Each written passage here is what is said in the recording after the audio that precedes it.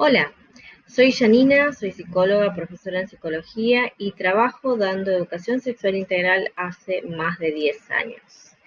Me especializo más específicamente en capacitación de adultos formando a futuros docentes. Hoy vengo justamente a contarte el ABC de la educación sexual integral, por eso te voy a contar una serie de cositas. Primero, ¿qué entendemos por educación sexual integral? Probablemente hayas escuchado que nos referimos mucho al concepto de sexualidad y lo primero que se venga a tu mente tenga que ver con la palabra prohibida, SXO. En realidad, estamos hablando de sexualidad como un concepto mucho más amplio que abarca una serie de dimensiones que exceden específicamente la genitalidad. Por eso, como primer punto, hay que diferenciar el concepto de sexualidad de la genitalidad y a partir de ahí empezar a pensar entonces, ¿qué es esto de la sexualidad integral? ¿Por qué decimos que es integral? Porque en realidad el concepto de integralidad tiene que ver con una serie de dimensiones que tradicionalmente no incluíamos dentro de la vieja educación sexual.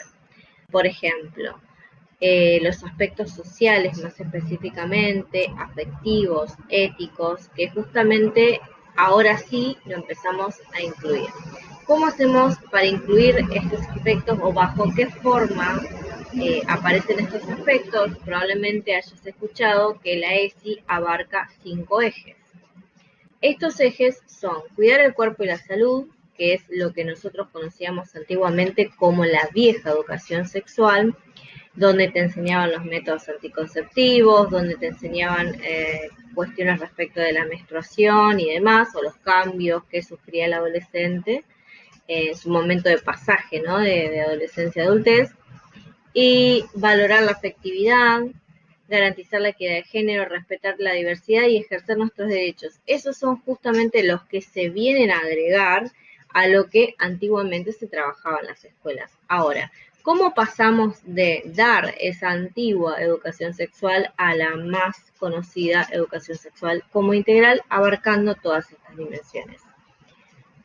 Como antecedentes, nosotros tenemos varias leyes. Ahí hay algunas, como bueno, el programa que es bajo el cual se crea, a partir de la ley 26.150, que justamente crea el Programa Nacional de Educación Sexual y Procreación Responsable, y también avalada por la Ley de Salud Sexual y Reproductiva, entre otras cosas, y otras leyes que de alguna manera promueven y permiten y habilitan más derechos para, sobre todo la mujer, como la CEDAW y otras leyes que trabajan en pos de los derechos de la mujer, incluso de las disidencias como la ley de identidad de género.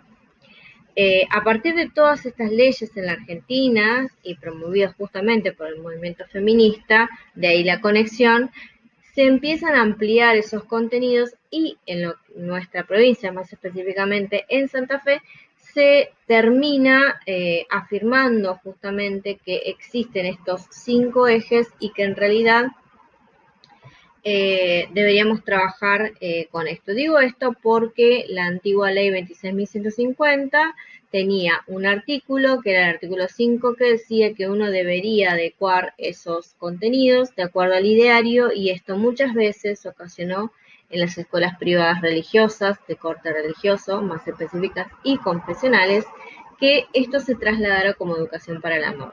Ahora, ¿por qué nosotros no trabajamos con educación para el amor o no consideramos la educación para el amor como parte de la ESI? Porque justamente estaríamos dejando de lado los otros contenidos que decíamos que deberíamos trabajar dentro de la educación sexual integral. Dejamos ejes por fuera. Entonces, no solo que no trabajamos algunos ejes, sino que a su vez estamos vulnerando algunos derechos, como el de proveer de información científica, justamente, y a eso iba con esta parte, con todas estas dimensiones, siempre dentro de un marco científico. Por eso siempre estamos hablando, por ejemplo, de estudios de la mujer, estudios de género, siempre estamos trabajando con un marco específicamente científico. Entonces, una vez que se entiende y que entendimos qué es la ESI y qué era antiguamente la ESI y que ya no es más la ESI, vamos a romper un poco los mitos que probablemente has escuchado si has transitado algunas de esas instituciones en las cuales no se da ESI, como se debería. Primero, se suele decir que la ESI excluye a la familia, o sea que a partir de dar educación sexual en las escuelas, entonces la familia no debería encargarse de eso. De hecho, no hay nada más erróneo, porque de hecho hay una revistita que se trabaja específicamente con la familia o que se da para trabajar estas temáticas con la familia. Lo único que hacemos es aportar justamente conocimiento científico y laico y después la familia lo adaptará de acuerdo a sus propios valores y creencias. Pero sí es nuestra obligación justamente brindar ese conocimiento científico y despojado de cualquier tipo de creencias. También se suele decir que los padres pierden la patria potestad y esto es una confusión muy común justamente porque hubo una modificación en el Código Civil a partir del cual no hablamos de patria potestad, sino que hablamos de una responsabilidad parental y de una corresponsabilidad como agentes del Estado, me refiero a los docentes, bajo la Ley de Protección Integral de Derechos de Niños, Niñas y Adolescentes. Entonces, en este sentido, acá lo que ponemos como eje es uno de los ejes de la ESI, que es el eje justamente de los derechos.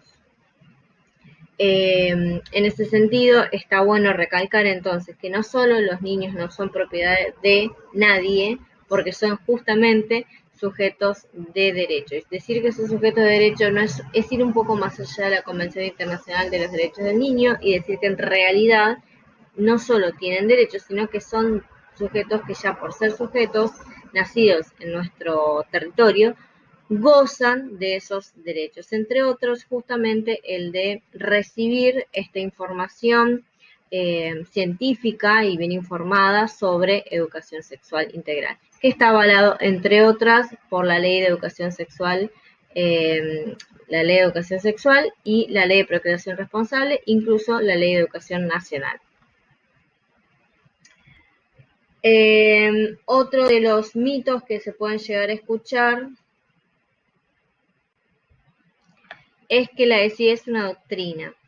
Y en realidad el concepto de doctrina hace referencia a una ideología, o también probablemente lo hayas escuchado de esa manera, de que es una ideología, y una ideología y una doctrina hacen referencia a creencias que tienen su base en valores y probablemente en creencias religiosas.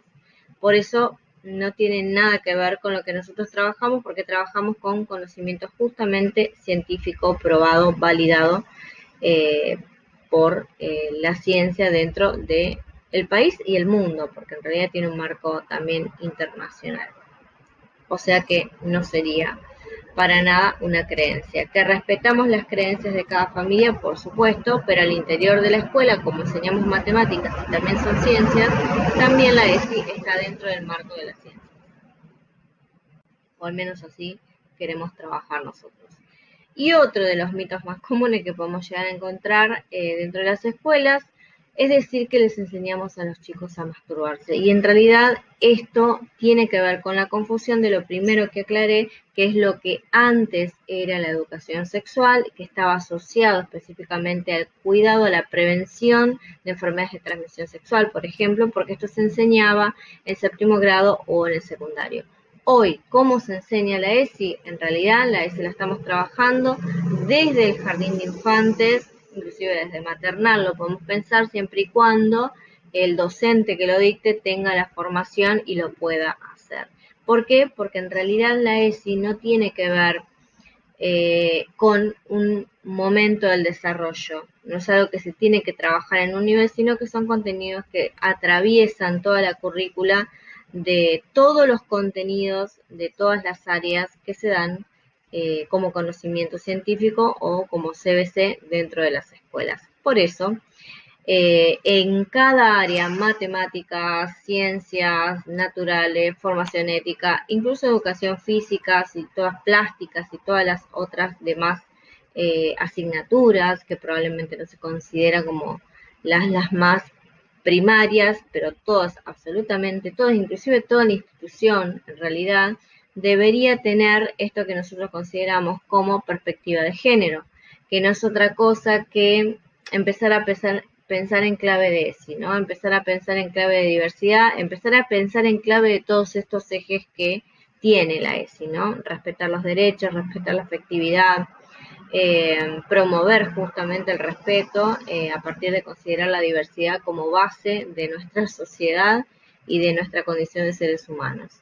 Así que bueno, espero que te haya sido de validez esta información que te estoy dando muy acotadamente, porque hay muchísimo más, pero bueno, si querés más información, no dudes en dejármelo en comentarios y te puedo remitir ya sea a más bibliografía o a algún otro video que te pueda hacer esclarecedor. Que tengas un buen día.